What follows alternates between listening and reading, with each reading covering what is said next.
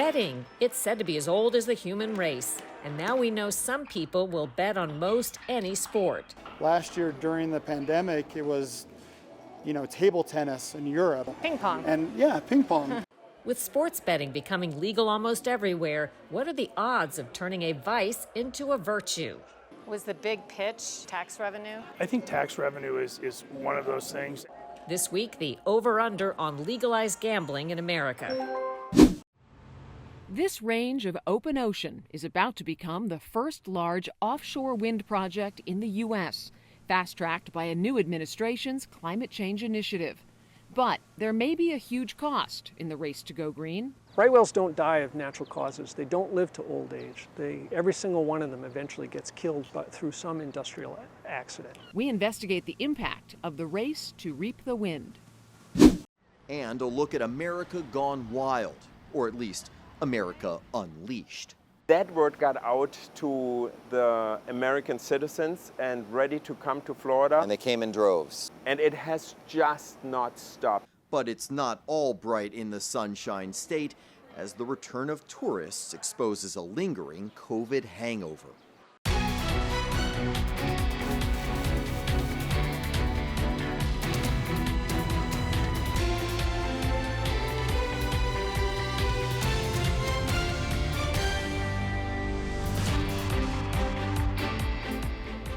Welcome to Full Measure. I'm Sharyl Attkisson. We begin with a deep dive into a form of gambling that's sweeping the nation, sports betting. Odds are it's now legal or about to become legal somewhere near you. Sports betting brings a wide range of benefits, complications, and concerns depending on who you ask.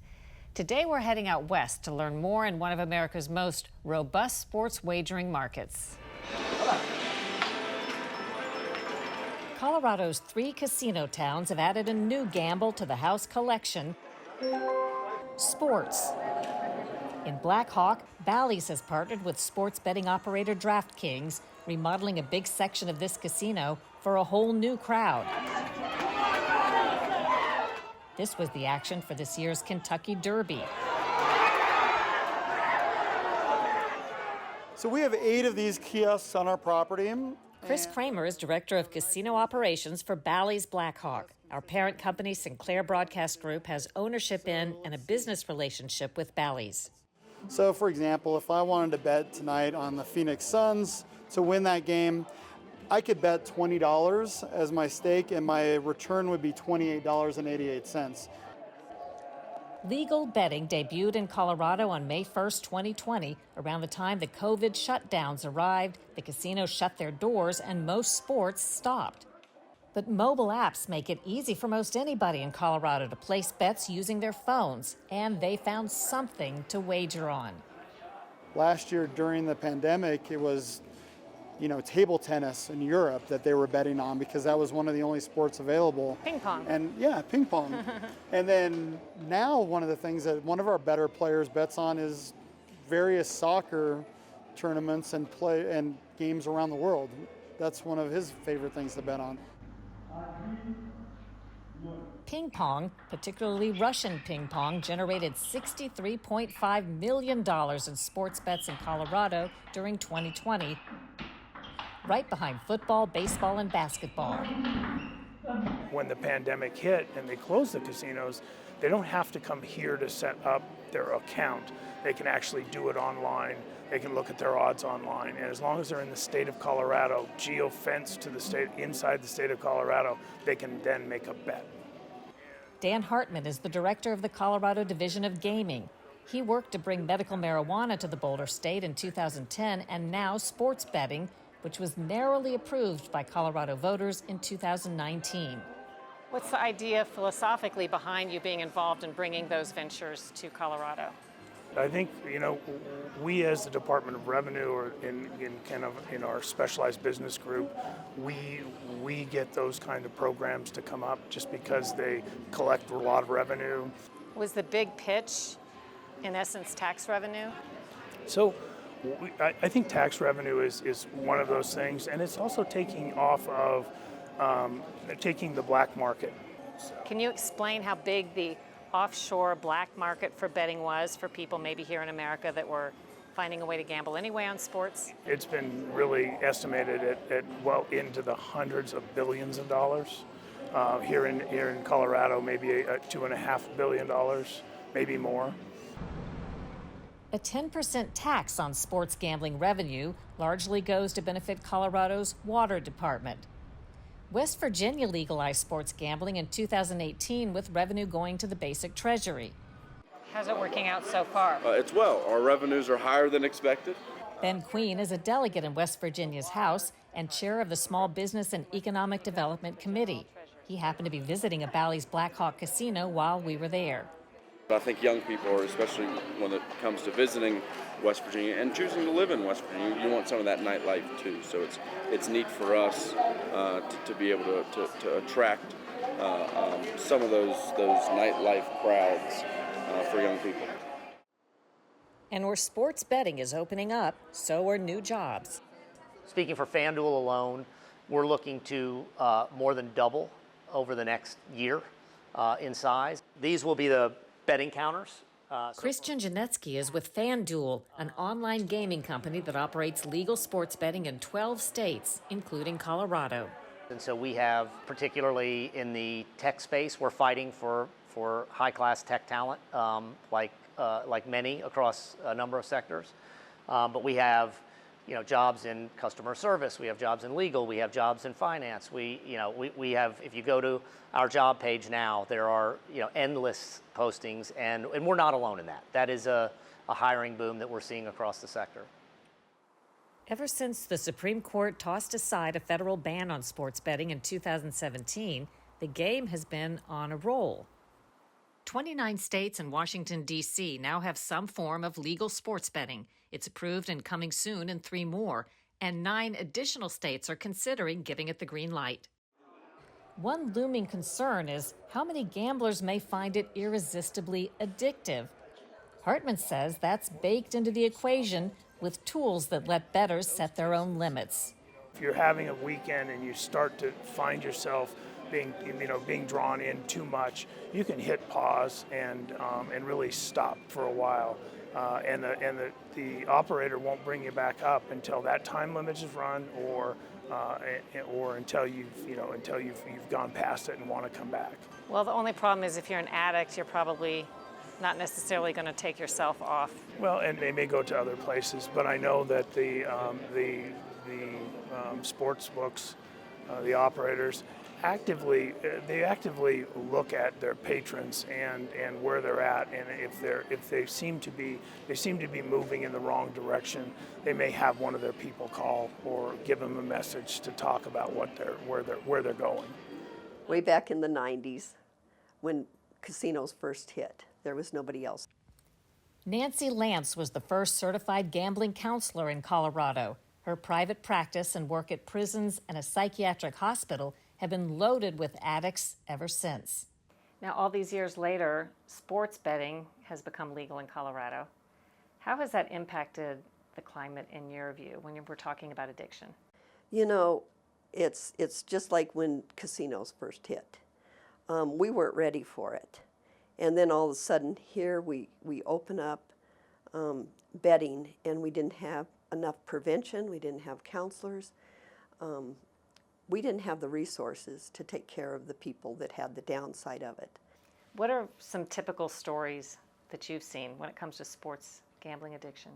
I have one gentleman, he was working from home, and for relaxation or on his breaks, he would log in and do some sports betting. And he's ended up with over $200,000 in debt. A lot of people voted for the sports gambling. Without information about the downside. I don't think there was anybody that was advertising or gave information about what the downside would be. I don't think any of the mental health counselors really knew how bad it was going to be. And then again, it was a perfect storm with COVID hitting. For better or for worse, sports betting is proving to be a magnetic draw to many. Colorado's first year drew $2.3 billion in bets. Only a tiny slice of that ends up going to the state. After operators pay winnings and federal taxes and take deductions, The 10% tax on what's left amounted to 0.2% of the billions, about $6.6 million for Colorado's water program. What can you tell people about the national landscape? I think legislatures and governments are looking at it as another form of entertainment, another formal way to raise money.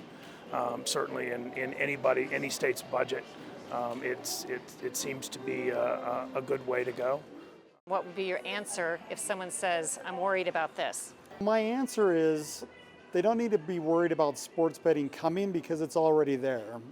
Sports betting has been going on in every state pretty much non-legally since the beginning of sports. To anybody that has those concerns, I would say the concerns really aren't there. This is just a better way to do something that people have already been doing. While some insist sports betting adds to problems like homelessness, politicians in California say legalized sports betting could create revenue to help the homeless. Ahead on Full Measure, is America's answer to clean energy blowing in the wind?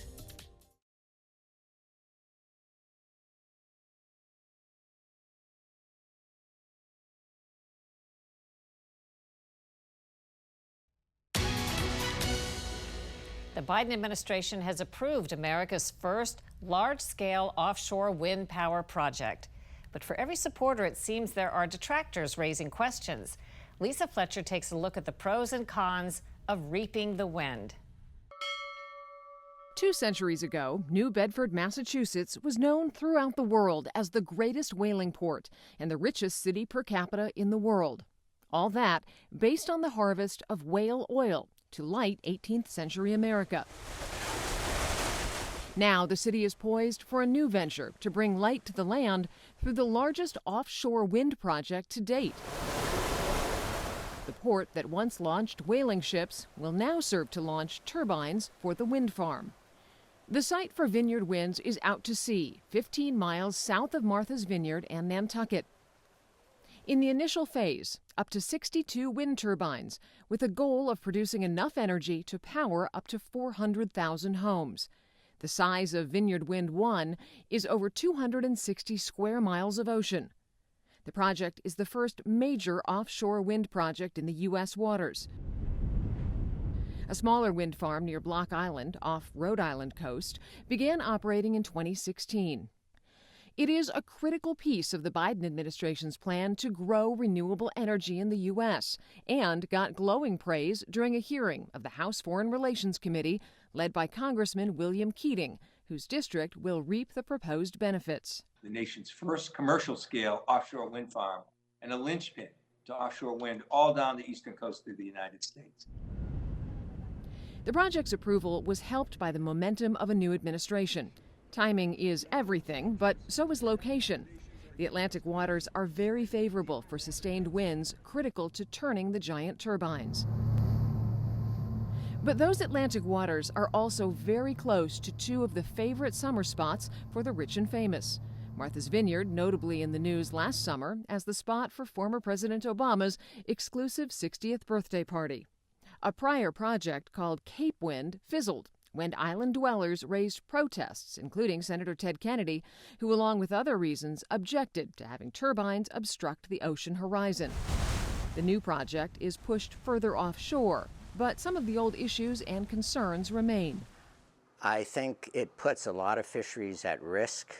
Ron Smolowitz is a former sea captain who worked for the National Oceanographic and Atmospheric Administration, NOAA as we know it.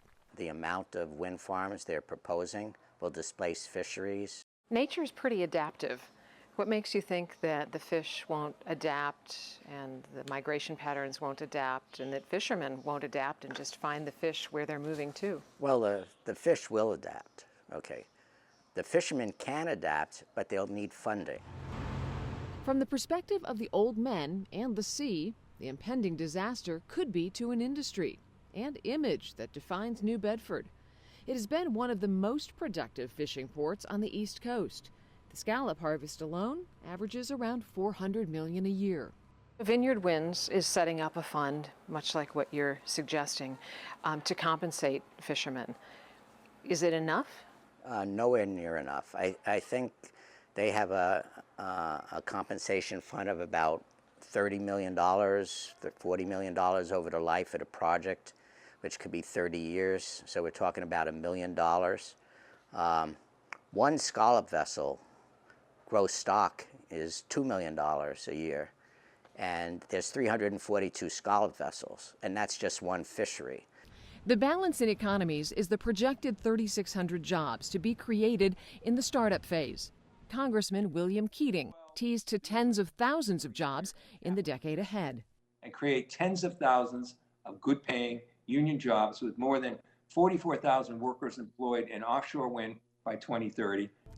But the Vineyard Wind project, as a startup offshore project, ran into a storm before they started the first platform, moving materials and a century-old statue called the Jones Act. It's impossible to talk about offshore wind without mentioning the Jones Act. That's Lars Peterson, CEO of Vineyard Wind. He canceled an interview with us, but appeared at the friendly House hearing. Due to the infancy of the industry in the U.S., there are currently no U.S.-flagged jack-up installation vessels large enough to install the components for our first project. The Jones Act was created to protect the U.S. merchant marine business. It mandates that all goods shipped between U.S. ports must be transported on U.S. ships. But there are no U.S. ships at present that can carry the massive platform structures to install them off the Vineyard. Until the U.S. ship infrastructure is built, parts will be shipped across the Atlantic to an installation barge and never touch an American port. The ship traffic alone from Europe to the U.S. and from New Bedford carrying the turbines to the site raises yet another concern. Right whales don't die of natural causes. They don't live to old age. Every single one of them eventually gets killed through some industrial accident. Mark Baumgartner is a senior scientist at Woods Hole Oceanographic Institute. The tremendous increase in ship traffic is going to mean a lot more whales are going to be hit by ship propellers, called ship strikes. That includes an endangered species, the right whale. And that's why thinking about how we can have sustainable wind energy, offshore wind energy, and do it in a way that doesn't impact these animals is so important. The industrial activity will increase shipping markedly, both during the construction phase as well as during the maintenance phase. So we got together and built a system listening for whales, and we're doing that by listening for the sounds that the whales make. That is the sound of a right whale. Listening and tracking in real time could provide information on where the whales are, and that could be relayed to ship captains to avoid deadly whale strikes. You mentioned that a wind energy company paid for this buoy. Yes. It's just about to go into the water. Yep. Some people might see that as a conflict of interest with industry and science and industry paying for your equipment. Is that a conflict of interest? Here at the Woods Hole Oceanographic Institution, we do two things, basically, is we do science and we do technology development. So if I didn't provide this technology, I think that would be a bigger problem than managing conflict of interest issues with these companies. I understand there's a slippery slope there, but we also have an obligation to use the technology that we've developed to actually help these animals.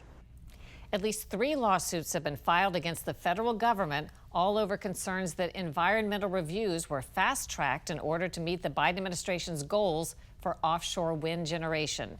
Vineyard Wind, which canceled an interview with Full Measure on its website, states it is committed to ensuring the protection of marine habitats and minimizing any impacts to the fishing industry, and has entered into a, quote, unprecedented agreement to protect critically endangered North Atlantic right whales.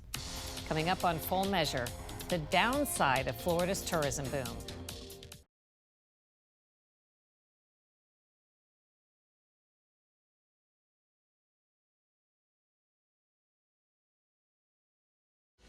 More and more Americans are getting back to travel and tourism as the worst of the pandemic shutdowns seem to be in the rearview mirror. That's good news for many businesses. But Scott Thuman reports from Florida, it's bringing its own set of problems. This has been the summer of the Great Getaway, putting some distance between social distancing and lowering the boom on those Zoom calls. The beaches and bars of South Florida filled again, a welcome sight at the Riverside Hotel in Fort Lauderdale, hosting travelers since 1936. The leisure business has just returned in full force and then some. Heikal Dobakro is the hotel's general manager. That word got out to the American citizens and ready to come to Florida. And they came in droves. And they came in droves starting with Christmas week. And it has just not stopped. An estimated 31.7 million people visited Florida from the start of April to the end of June, 223% higher this year than the year before, and only 2.2% fewer than the same period in 2019 before the pandemic. At Sergio's family restaurant, the lunch rush is in full swing and relying on its newest employee. Please take your food. This robot, the first in the state, less of a gimmick, more of a necessity, says CEO Carlos Gazatua. A lot of restaurants down here in the state were closing 1 or 2 days because of burnout of our employees. And we saw them running around too much, and we said, you know what if we had a robot that can bring the food out to them and they can spend more time with the customers. You saved 20 miles of what? Of your servers walking back and forth? Correct. Enjoy. The robot is evidence of a problem that has bedeviled the restaurant and hospitality industry all year. Not enough staff. On the lack of employees right now, where are you at? So most of our restaurants, we're down 25 to 30% of our dining rooms that we're not able to be open. And even though we offer 401ks, healthcare plans, our wages are going up, our back of the cooks at least start around $13, $14. Keeping potential workers away, enhanced unemployment benefits that lasted well into 2021, challenges in finding childcare, and some just felt let down when the pandemic first hit. Some of these employees went through the difficult time of losing their jobs and being furloughed. They may have had a sour taste in their mouth on the industry, and they decided, let me try something else. The pitch at job fairs like this one is that wages are rising, perks too, and now is a good time to start serving again. Because despite a resurgent pandemic, leaders in the Sunshine State say they're open and plan to stay that way. For Full Measure, I'm Scott Thuman in Florida. After a break, what's ahead next week on Full Measure?